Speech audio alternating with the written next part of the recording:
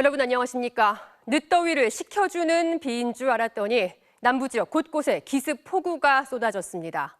전북, 충청, 경남권에 호우특보가 내려져 있는데 특히 부산과 경남 지역에는 짧은 시간에 많은 비가 내려 피해가 잇따랐습니다.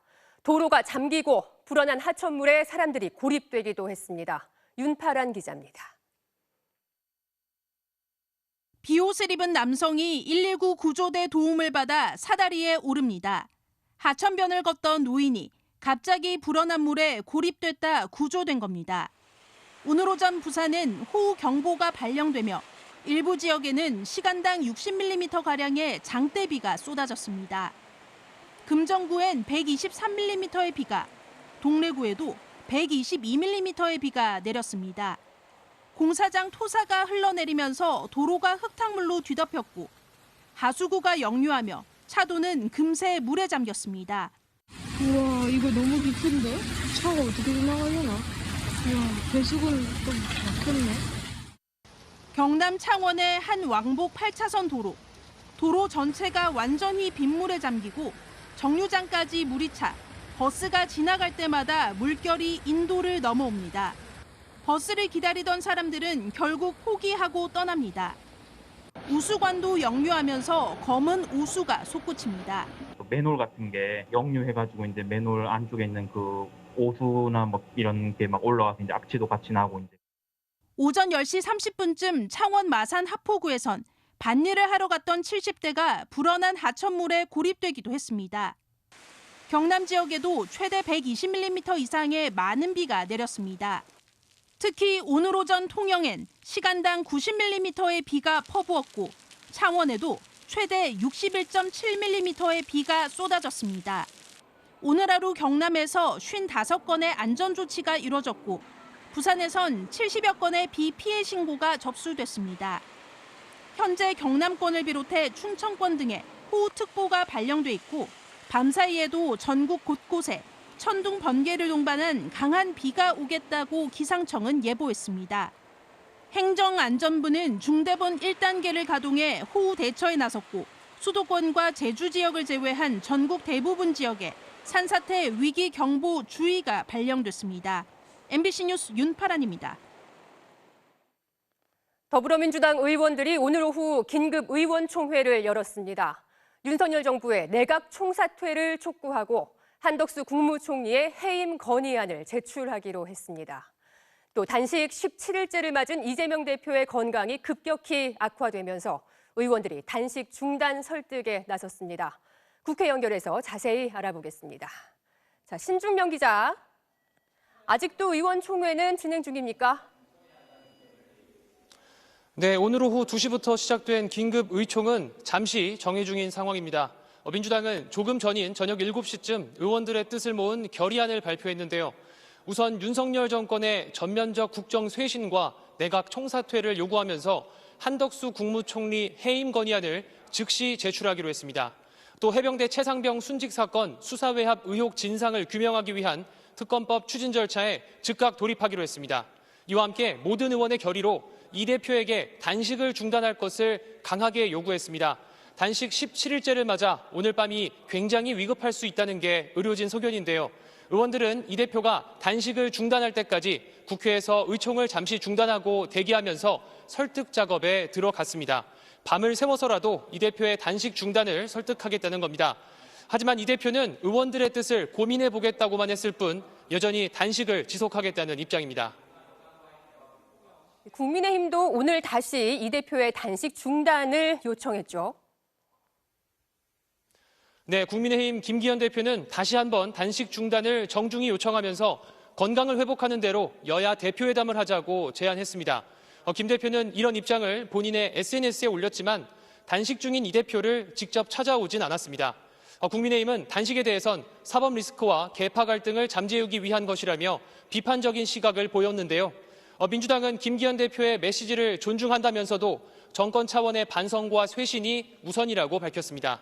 신원식 국방부 장관 후보자 지명 등 최근 개각에 대해서 윤석열 정부가 극우적인 인사들로 내각을 채우고 이념 대결을 부추기고 있다고 비판했습니다. 또 국민의힘이 그동안 이 대표의 단식을 조롱하고 비난했다며 인간에 대한 기본적인 예의도 없다고 강조했습니다.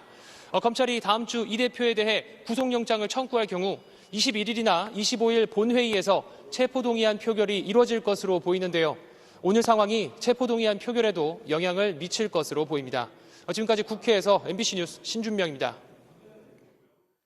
철도 파업이 시작된 지 사흘째, 운행률은 평소 대비 70% 선으로 떨어졌습니다. 주말에 이용이 많은 노선에서는 이용객들이 표를 구하느라 진땀을 흘렸는데요. 철도 노조는 수서행 KTX 운행을 요구하며 거리로 나섰습니다. 문다영 기자가 취재했습니다. 철도 파업이 시작된 뒤 맞이한 첫 주말. 입석표나 다른 사람이 취소한 표를 겨우 잡은 승객들이 여행길에 오릅니다. 예매할 때도 계속 광클을 해가지고 저희 지금 커플인데 자리도 다 이제 한 3, 5차 떨어진 걸로 예매해가지고 동기들이랑 만나려고 왔는데 표가 안 구해져서 새벽까지 이제 취소하는 사람들 거 뺏으려고. 이렇게나마 표를 구하면 다행입니다. 역에 와서야 자신이 예매한 열차 운행이 취소됐다는 걸 알고 다시 구하느라 진땀을 흘렸습니다. 미팅이 잡혔는데 거기서 지금 사람이 기다리기로 했거든요. 근데 안 가면 안 되잖아요. 표 있으니까 예매를 했으니까 나는 혹시나 갈 거라고 생각하고 왔어요. 파업 여파로 오늘 하루 열차 운행률은 평소 70% 수준으로 떨어졌습니다. 특히 화물 열차 운행률은 33.9%로 시멘트 등 물류 운송의 차질을 빚고 있습니다. 코레일은 기관사와 승무원 등 대체 인력 1,300여 명을 투입하고 운행을 중지했던 경부선 KTX 열차 중 총 13회 운행을 재개하기로 했습니다. 이런 가운데 철도노조 조합원 6천여 명은 수서행 KTX 운행과 사주 2교대 전면 시행을 요구하며 거리로 나섰습니다. 가장 간단하고 지금 당장 해결 가능한 방법이 있습니다. 9월 1일 증편된 부산 서울간 KTX 시 종착역을 서울역이 아닌 수서역으로 돌리면 됩니다. 집회 마무리 과정에서 연막탄 사용을 두고 노조와 경찰이 대치하다 민주노총 간부가 공무집행 방해 혐의로 체포되기도 했습니다. 노조는 이번 파업의 종료 시점을 모레 오전 9시로 예고했지만 정부와 코레일의 전향적인 태도 변화가 없을 경우 2차 파업 가능성도 열어두고 있습니다. MBC 뉴스 문다영입니다. 오늘 전국 도로에서 교통사고가 잇따랐습니다. 경부고속도로에서는 차량 8대가 서로 부딪히면서 도로는 아수라장이 됐고 극심한 정체를 빚었습니다. 송정훈 기자입니다.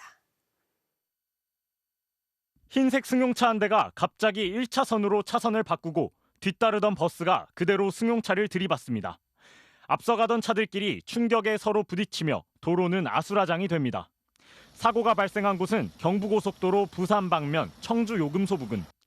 사고가 난 8대의 차량들이 전 차선에 늘어서 있으면서 한때 극심한 교통정체가 빚어졌습니다.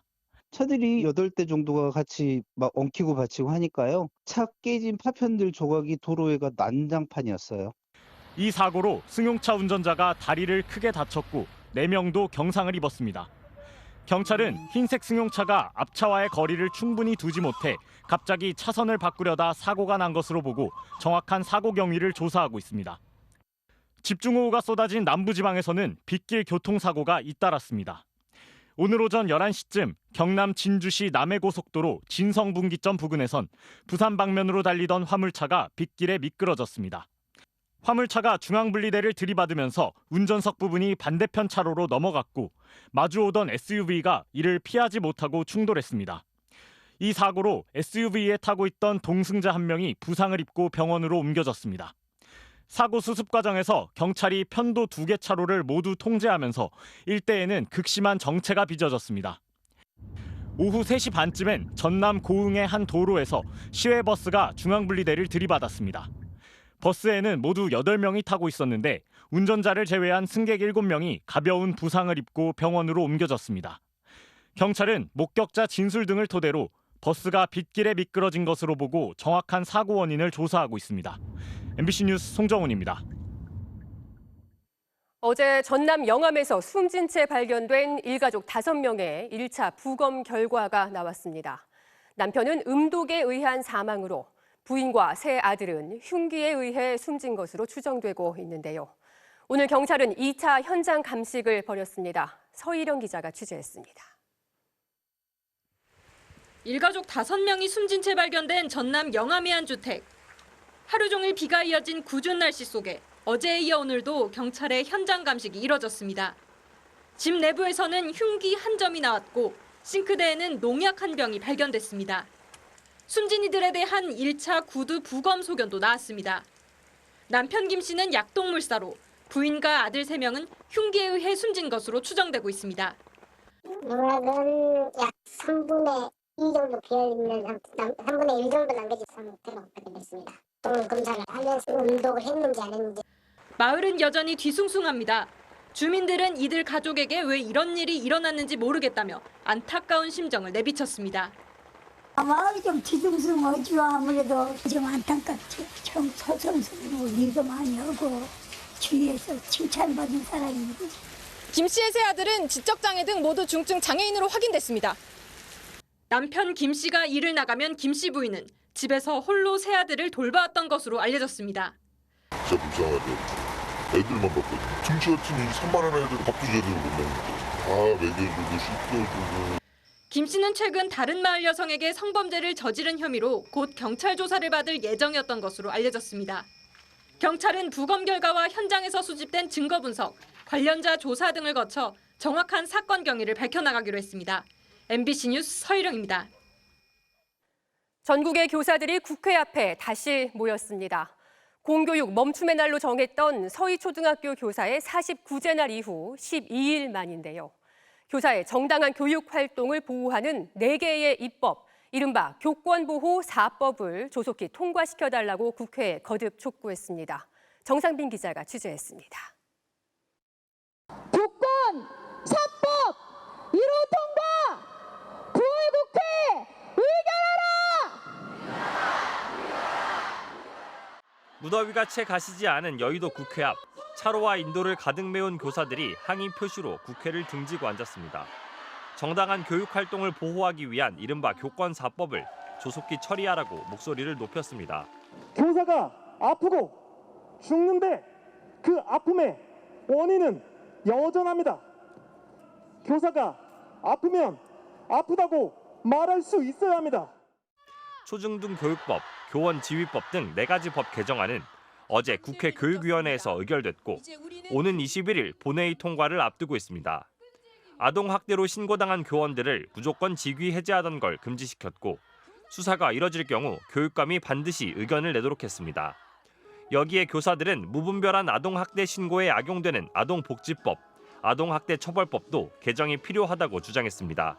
저희가 이제 아이들을 지도할 때 뒷일을 걱정해야 된다는 점이 일을 하는데 저희가 그런 것들을 걱정해야 된다는 점이 조금 모순이 아니지 않나. 학생의 입장만을 생각하고 학생의 앞으로의 미래만을 생각하면서 함께를 할 수 있는 그런 상황이 되었으면 좋겠습니다. 국회 앞 교사 집회는 지난 2일 이후 2주 만에 다시 열렸습니다. 검은 옷을 입은 교사들이 이곳 국회의사당 앞 차도를 가득 메웠습니다. 오늘 집회에는 주최 측 추산 약 3만 명이 넘는 인원이 모였습니다. 지역의 교사 2,500여 명이 버스 91대를 이용해 모였고 제주에서도 교사 80여 명이 항공편으로 참가했습니다. MBC 뉴스 정상빈입니다. 북러 정상회담이 끝나고 나흘째인 오늘 김정은 북한 국무위원장은 계속해서 러시아 극동 지역 시찰을 이어갔습니다. 오늘은 블라디보스토크 군 비행장을 찾아 음속보다 10배 빠르다는 극초음속 미사일과 핵무기 탑재가 가능한 전략폭격기 등 러시아의 첨단 무기들을 살펴봤는데요. 김 위원장의 연이은 무기 시찰 행보와 그 의미를 윤성철 기자가 보도합니다. 블라디보스토크에 도착한 김정은 위원장이 환영 인파에 손을 흔듭니다. 반갑습니다. 열차에 싣고 온 방탄 리무진에 옮겨 탄 김 위원장. 똑같은 차량 두 대가 움직여 테러에도 대비하는 모습이었습니다. 쇼이그 러시아 국방장관과 함께 군비행장에서 의장대 사열을 받은 김 위원장은 항공우주군 장비를 시찰했습니다. 특히 미그 31 전투기에 장착된 킨잘 극초음속 미사일에 대해선 고개를 숙여 들여다보고 직접 만져보기도 했습니다. 러시아어로 단검을 뜻하는 킨잘은 전투기서 발사된 뒤 자체 추진체로 가속해 음속 10배 이상 속도로 타격하는 미사일입니다. 푸틴 대통령이 요격이 불가능하다며 자랑하는 주요 전략 자산인데 모습을 공개한 건 매우 이례적이라는 평가입니다. 북한 역시 지난 2021년 극초음속 무기를 ICBM, 핵잠수함 등과 함께 국방력 발전 5대 과업으로 꼽았을 정도로 개발에 공을 들이고 있습니다. 핵무기를 탑재할 수 있는 전략폭격기 세대를 가까이서 관찰하는 기회까지 얻은 김 위원장은 미사일 발사 방식에 대해 묻기도 했습니다.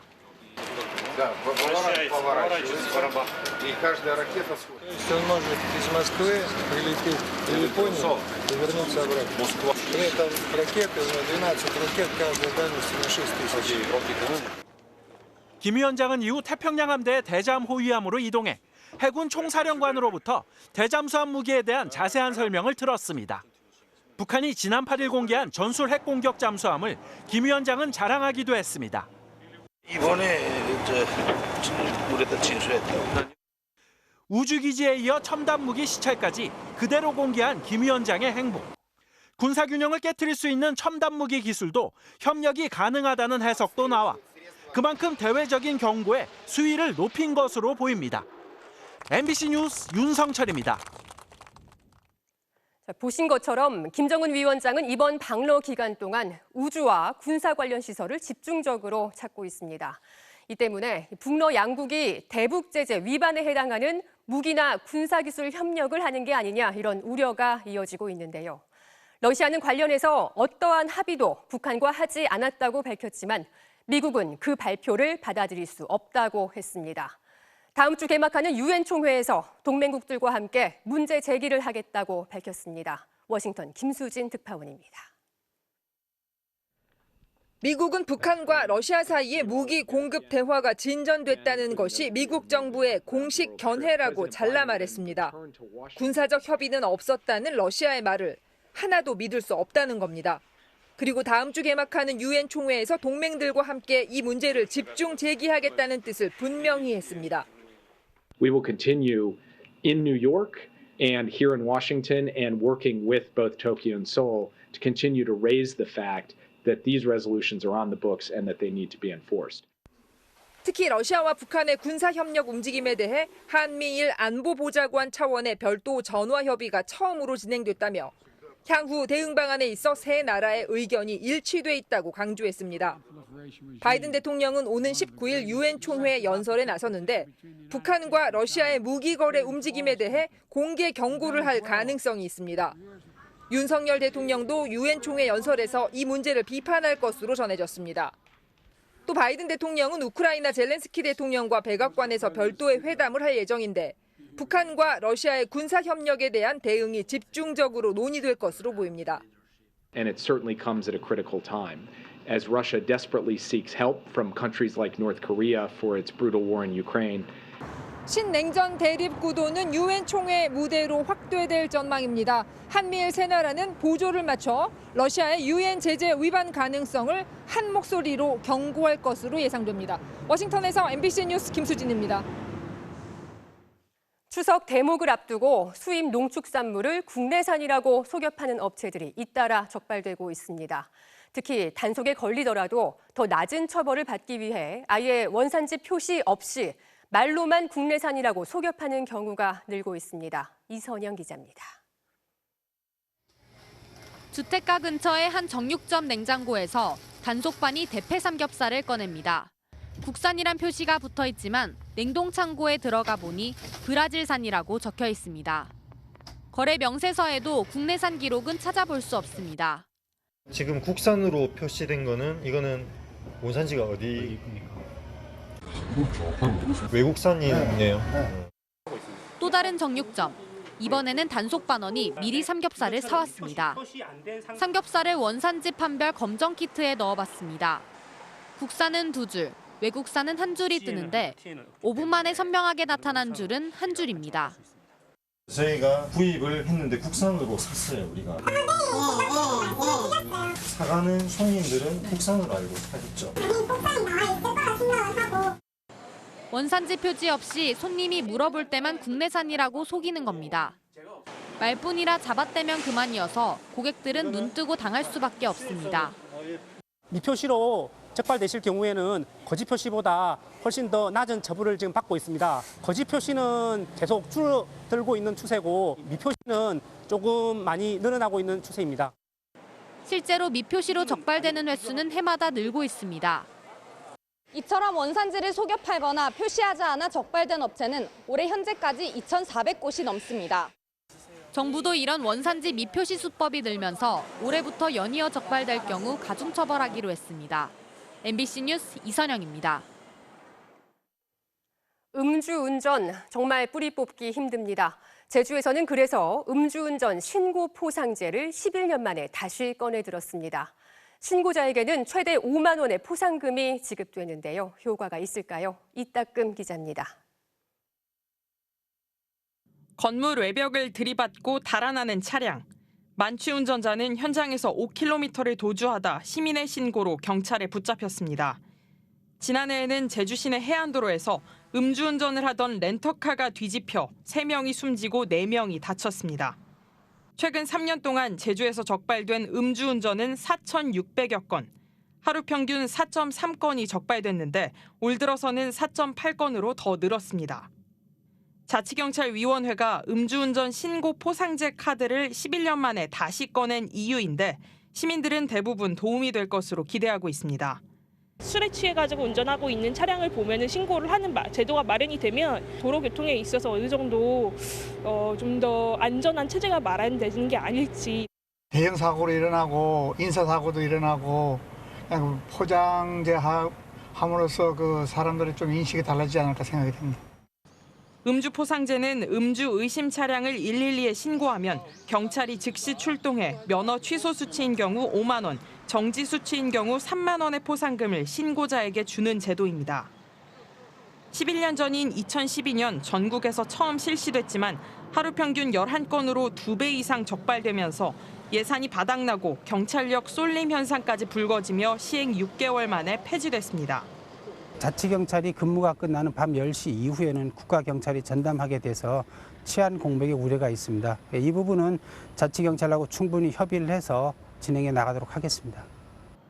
경찰은 우선 올해 말까지 4개월 동안 운영한 자료를 분석해 연중 시행 여부를 최종 결정할 계획입니다. MBC 뉴스 이따금입니다.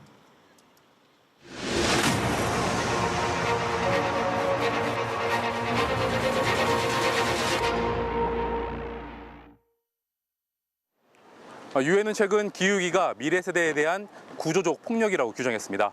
전 세계 어린이와 청소년들이 기후위기로 권리를 침해당했다며 각국 법원에 낸 기후소송도 여러 건입니다.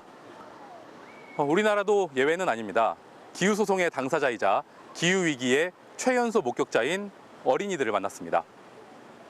그래서 오늘 이렇게 장을 볼 건데 우리가 시장에 가서 장을 보는 이유는 뭘까요? 초등학교 5학년 한재아 어린이가 친구들과 함께 시장에서 장을 보러 나섰습니다.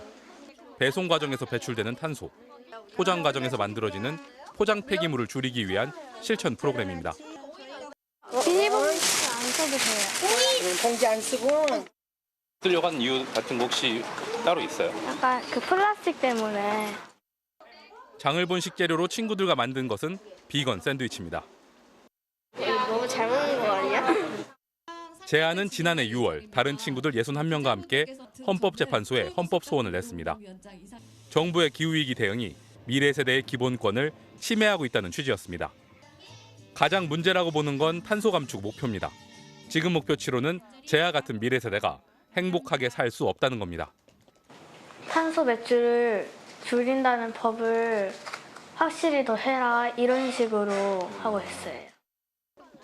주말 아침 친구들과 함께 집 앞 야산에 생태학습을 나온 초등학교 1학년 최지아 어린이도 기후소송단입니다. 아직은 온난화와 기후변화와 같은 단어들이 어렵지만 지구를 위한 작은 실천들은 잊지 않고 있습니다.